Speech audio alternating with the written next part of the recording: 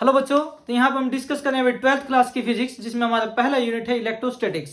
और उसमें आज हम डिस्कस करने वाले हैं electric field intensity at any point of A dipole. यानी डायपोल पे कहीं पर भी कोई भी पॉइंट है, उस पर हमें इलेक्ट्रिक फील्ड इंटेंसिटी की वैल्यू निकालनी है। तो टॉपिक शुरू करने से पहले हम आपको बता दें, इसमें डायरेक्ट रिजल्ट यूज होंगे आपके एक्सियल लाइन और इक्वेटोरियल लाइन के। तो इसलिए आपसे रिक्वेस्ट है, जो इक्वेटोरियल लाइन का केस है और एक्सियल लाइन का केस है, उस टॉपिक को आप एक बार जरूर रिवाइज जरूर करें, क्योंकि वहां से जो रिजल्ट है हम डायरेक्ट यूज करेंगे। जैसे कि हमने इलेक्ट्रिक फील्ड इंटेंसिटी निकाली थी एक्सियल लाइन के केस में, तो क्या था 1/4 पाई एप्सिलॉन नॉट 2 p/r³। ये हमने एक्सियल लाइन के केस में इलेक्ट्रिक फील्ड इंटेंसिटी की वैल्यू निकाली थी। ऐसे ही इक्वेटोरियल लाइन के केस में हमने वैल्यू निकाली थी 1/4 पाई एप्सिलॉन नॉट p/r³।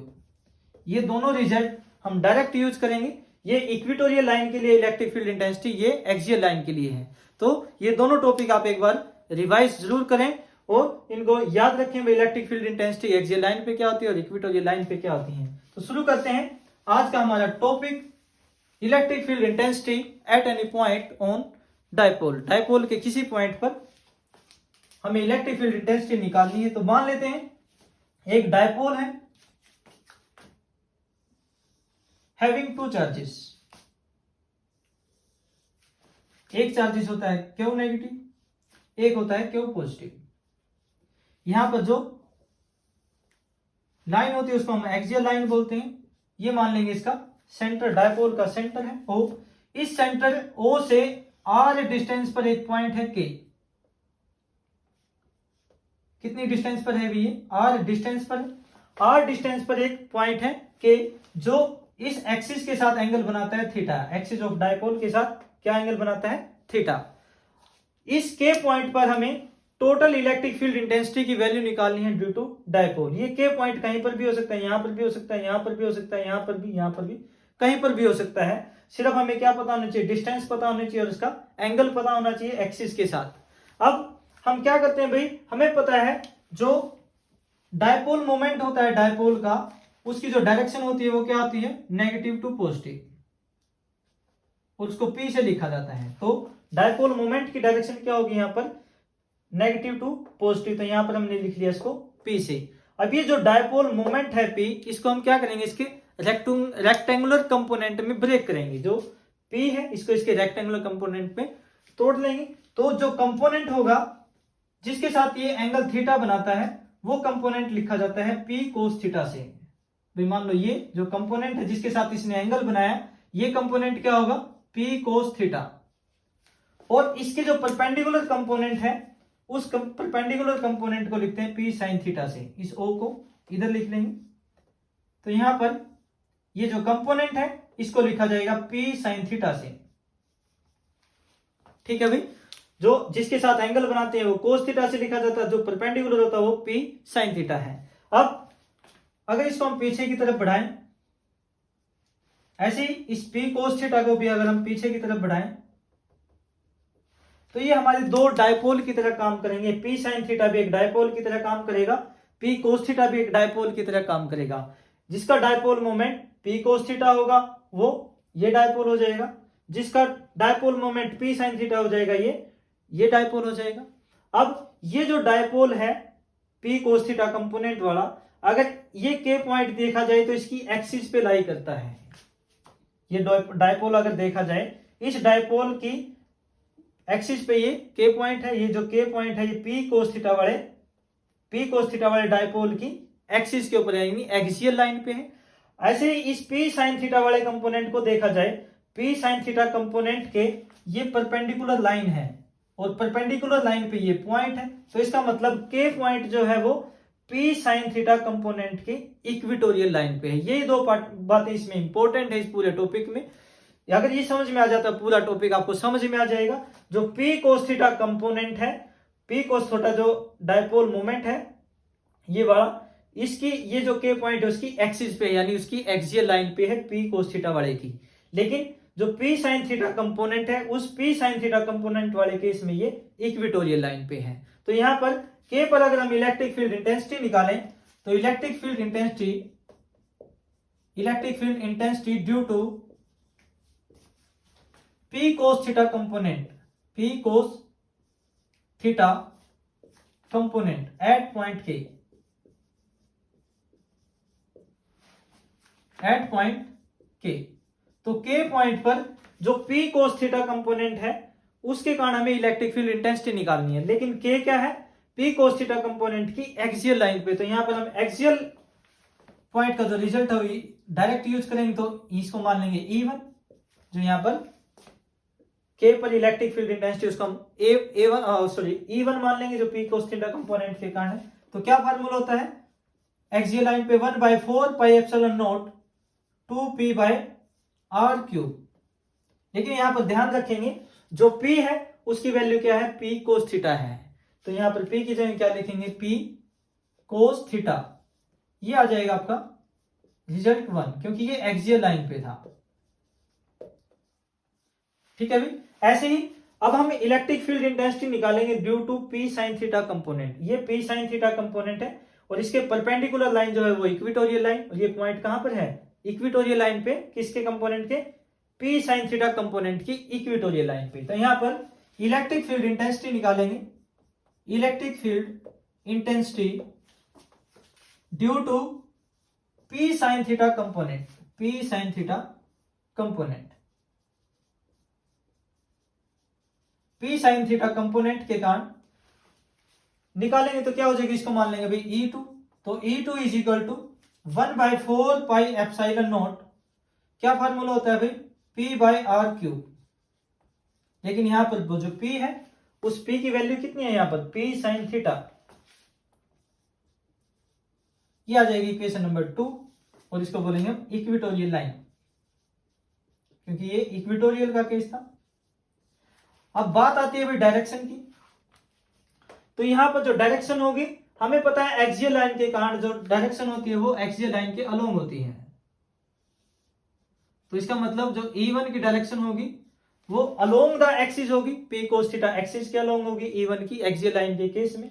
दूसरा हमने पढ़ा था इक्वेटोरियल में जो डायरेक्शन होती है वो डायपोल मोमेंट के अपोजिट होती है। तो यहां पर डायपोल मोमेंट की डायरेक्शन इधर है, P sin थीटा की डायरेक्शन इधर है। तो इस पॉइंट पर जो E2 हमने निकाला उसकी डायरेक्शन क्या होनी चाहिए, इसके अपोजिट होनी चाहिए। तो इसके अपोजिट कैसे लिखेंगे, वो इस टाइप से होगी E2।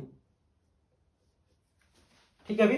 तो इक्वेटोरियल के केस में जो डायरेक्शन होती है वो डायपोल मोमेंट के अपोजिट होती है। तो इधर डायपोल मोमेंट की इधर है, तो इसकी क्या हो जाएगी, ऊपर की तरफ हो जाएगी।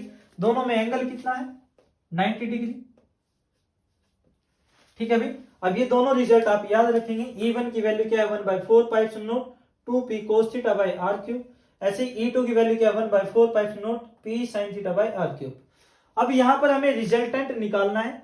दो वेक्टर आपके 90 डिग्री पे हैं, तो जब दो वेक्टर 90 डिग्री पे होते हैं तो उनका रिजल्टेंट क्या क्या होता है। रिजल्टेंट का फॉर्मूला हमें पता है भी, क्या होता है, a square plus b square plus 2ab cos theta.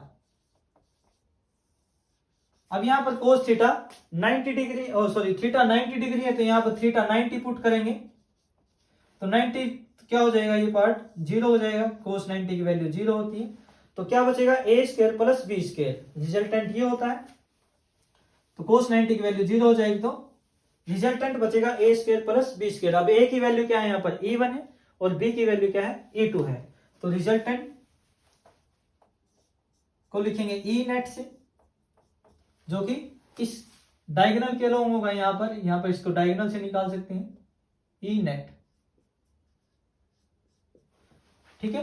तो E net is equal to क्या हो जाएगा, E1 का स्क्वायर प्लस E2 का square under the root, E1 का स्क्वायर प्लस E2 का स्क्वायर। अब ये दोनों की दोनों वैल्यू हम निकाल चुके हैं, दोनों वैल्यू पुट करेंगे। तो दोनों वैल्यू पुट करेंगे, यहां पर याद रखेंगे भाई E1 की वैल्यू ये है और E2 की ये है।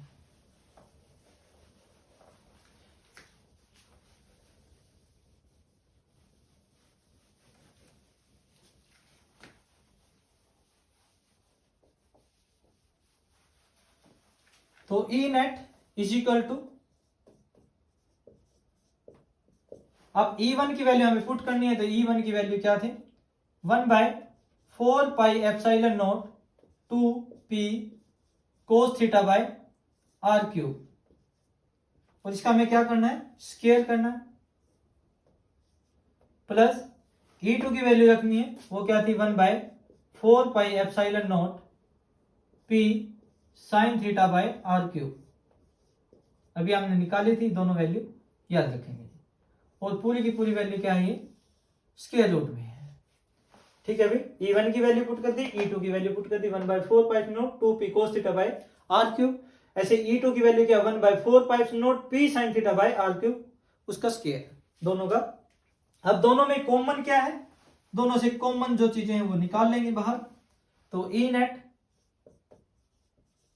इज इक्वल टू, अब यहां पर 1/4πε0 ये इसमें भी है, इसमें भी है, यहां पर P इसमें भी है, इसमें भी है, आर क्यूब इसमें भी है, इसमें भी है। तो दोनों से ये सारी चीजें कॉमन आ जाएंगी। तो क्या कॉमन होगा 1/4πε0 P बाय आर क्यूब, ये दोनों में है 1/4πε0 P बाय आर क्यूब। ऊपर स्क्वायर है तो ऊपर स्क्वायर भी लिखेंगे भाई साथ में, दोनों में स्क्वायर है तो दोनों का स्क्वायर भी बाहर लिखेंगे। तो यहां पर क्या बचेगी, यहां पर बचेगा 2 cos थीटा, 2 cos थीटा, और ऊपर स्क्वायर है तो इसका स्क्वायर भी लिखेंगे। यहां पर क्या बचेगा खाली sin थीटा, तो यहां पर लिखेंगे sin थीटा और इसका स्क्वायर। ठीक है भाई, और ये पूरी की पूरी वैल्यू क्या है, स्क्वायर रूट के अंदर है। उसके बाद अब ये पूरा का पूरा जो वैल्यू है इसका स्क्वायर रूट हटाएंगे, इसको रूट से स्क्वायर रूट कैंसिल हो जाएगा, तो इस वैल्यू को हम बाहर लिख सकते हैं। तो ये वैल्यू हो जाएगी 1/4πε0 P बाय आर क्यूब। ठीक है भाई, यहां से इसका स्क्वायर रूट इससे कैंसिल हो जाएगा 1/4πε0 P बाय आर क्यूब। तो अंदर क्या बचेगा स्क्वायर रूट के अंदर, यहां से 2 का स्क्वायर करेंगे तो क्या जाएगा 4 into cos square theta plus यहां से साइन स्क्वायर थीटा, तो ये आ जाएगा। अब इस 4 कोस स्क्वायर थीटा को हम कैसे लिख सकते हैं, 3 cos square theta plus cos square theta, क्योंकि यहां पर साइन स्क्वायर है तो sine square plus cos square 1 होता है, तो इसको हम ब्रेक करेंगे 3 + 1 में। तो लिखेंगे E net is equal to 1/4πε0 P by r cube under root, इसको लिख सकते हैं 3 cos square theta plus cos square theta plus sine square theta, इस टाइप से। तो cos square theta plus sine square theta क्या होता है 1, इसकी वैल्यू 1 होती है, तो यहां पर 1 लिखेंगे तो आपको फाइनल रिजल्ट आ जाएगा E net is equal to 1/4πε0 P by r cube under root 3 cos square theta plus 1। ये आपका फाइनल रिजल्ट आ जाएगा एट एनी पॉइंट के पे इलेक्ट्रिक फील्ड इंटेंसिटी की वैल्यू क्या होती है, E net is equal to 1/4πε0 P by r cube 3 cos square theta plus 1। अब यहाँ पर हमें R पता होना चाहिए और एंगल पता होना चाहिए, थीटा पता होना चाहिए। ये R, ये जो K पॉइंट है वो कहीं पर भी हो सकता है, एक्सियल लाइन पे भी, इक्वेटोरियल लाइन पे भी, बीच में भी, यहाँ पर भी, दूर भी, कहीं पर भी हो सकता है। तो इस K पॉइंट पर हम इलेक्ट्रिक फील्ड इंटेंसिटी की वैल्यू निकाल सकते हैं। अब अगर इसको हमें वेरीफाई करना हो भाई ये एक्सियल लाइन पे सेम रिजल्ट देता है या नहीं देता है, तो अगर हम यहाँ पर इस पॉइंट को कंसीडर करें एक्सियल लाइन पे, तो एक्सियल लाइन के केस में ये जो एंगल है वो क्या हो जाएगा, 0 हो जाएगा, क्योंकि यहां से ये पॉइंट इधर आ जाएगा तो एंगल कितना हो जाएगा 0। तो यहां पर 0 पुट करेंगे तो cos 0 की वैल्यू 1 होती है, तो ये 3 + 1 4, और 4 का रूट करेंगे तो 2, तो वही रिजल्ट आ जाएगा 2p। यहां पर 0 पुट करेंगे तो 4, 4 का रूट करेंगे तो 2, तो 2p बाय आर क्यूब। यही रिजल्ट हमने स्टार्टिंग में आपको बताया था एक्सियल लाइन पे। ऐसे यहां पर अगर इसको एक्सियल लाइन पे निकालें, एक्सियल लाइन पे यहाँ पर सॉरी इक्वेटोरियल लाइन पे, तो इक्वेटोरियल लाइन पे ये जो एंगल है कितना हो जाएगा 90 डिग्री। यहाँ पे cos 90 0, तो यहाँ पर 1 बचेगा जो कि P by r cube equatorial का रिजल्ट था, तो इसे हम वेरीफाई भी कर सकते हैं। अब बात आती है इसकी डायरेक्शन की, तो डायरेक्शन हम कैसे निकालते हैं, तो डायरेक्शन निकाली जाती है टेंजेंट थीटा से।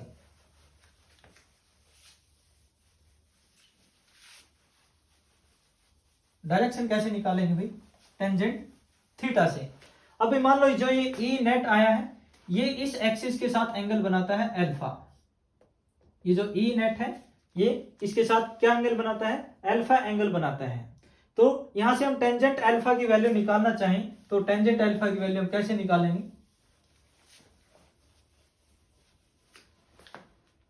ई नेट, इस ई नेट को थोड़ा बढ़ा लेंगे हम इस टाइप से और इस टाइप से। ये आपकी ई नेट की वैल्यू थी, ई नेट, ठीक है। तो यहां से हमें टेंजेंट अल्फा की वैल्यू निकालनी है। अब ये जो E2 कंपोनेंट है, ये भी क्या होता है, इसके सामने वाला E2 कंपोनेंट होता है, तो ये वैल्यू E2 के बराबर, और ये जो बेस वैल्यू ये किसके बराबर है, E1 के बराबर है। तो यहां पर अगर हमें टेंजेंट अल्फा की वैल्यू निकालनी है, टेंजेंट अल्फा क्या फार्मूला होता है, परपेंडिकुलर बाय बेस। तो यहां पर टेंजेंट अल्फा में जो परपेंडिकुलर है वो किसके बराबर होगा, अल्फा के सामने वाली वैल्यू E2 के बराबर होगी, तो इसको लिखेंगे E2 से, और जो साथ वाली वैल्यू है वो कितनी है, E1 है, तो यह हो जाएगा E2 बाय E1। तो tangent alpha is equal to, अब E2 की वैल्यू हम निकाल चुके हैं पहले, क्या थी, 1/4 pi epsilon nought P sine theta by r cube, ये था। ऐसे E2 की वैल्यू लिखेंगे यहां पर 1/4 pi epsilon nought 2P cos theta by r cube.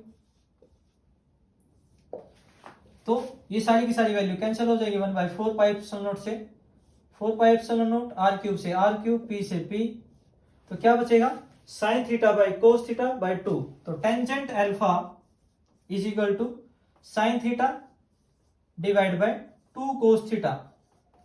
अब sine theta by cos theta किसके बराबर होता है, टेंजेंट थीटा के। तो यहां पर टेंजेंट जो अल्फा है वो किसके बराबर आएगा, 1/2 टेंजेंट थीटा। तो ये आ जाएगी डायरेक्शन। यहां से अल्फा की वैल्यू निकालनी है, तो अल्फा क्या हो जाएगा, टेंजेंट इनवर्स, ये सारी की सारी वैल्यू इनवर्स में आ जाएगी। तो यहां पर जो डायरेक्शन होगी वो अल्फा से होगी। अगर हमें एक्सिस से, ये जो डायपोल है इसकी एक्सिस से निकालनी हो, तो थीटा एंगल यहां से और अल्फा एंगल यहां से। देखो भाई, यहां पर एंगल थीटा है, उसके बाद जो एंगल है वो अल्फा है, तो टोटल डायरेक्शन जो होगी क्या हो जाएगी, थीटा प्लस अल्फा। तो थीटा प्लस अल्फा, एक्सिस से, एक्सिस ऑफ डायपोल से जो डायरेक्शन निकलेगी वो थीटा प्लस अल्फा से निकाल सकते हैं, ठीक है भाई। ये था आज का हमारा topic, electric field intensity at any point on A dipole. Important topic है कंपटीशन एग्जाम के लिए, बोर्ड एग्जाम में या स्टेट बोर्ड एग्जाम में ये क्वेश्चन बहुत कम पूछे जाते हैं। तो ये एक इंपॉर्टेंट टॉपिक था, इसको अच्छे से याद करेंगे, अच्छे से लर्न करेंगे, इसकी प्रैक्टिस करेंगे, आपको अच्छे से समझ में आएगा, ठीक है। अभी के लिए इतना ही, धन्यवाद।